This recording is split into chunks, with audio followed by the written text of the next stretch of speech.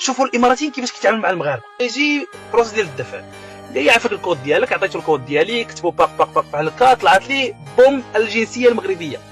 سمعني مزيان هنا شنو غيقول لي، ويقول لي يا ابن محمد السادس. قلت لي صحيح.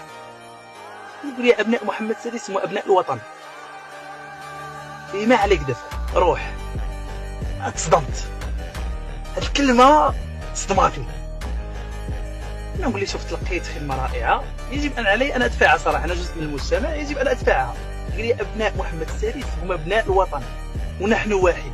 والله العظيم الى شعرت بالفخر والاعتزاز لانني وطني، خرجت من وطني وجيت وطن اخر، والوطن الاخر يشعرني انني في وطني. انه علاقه المغرب والامارات ليست علاقه وليده اللحظه، وانما علاقه تاريخيه.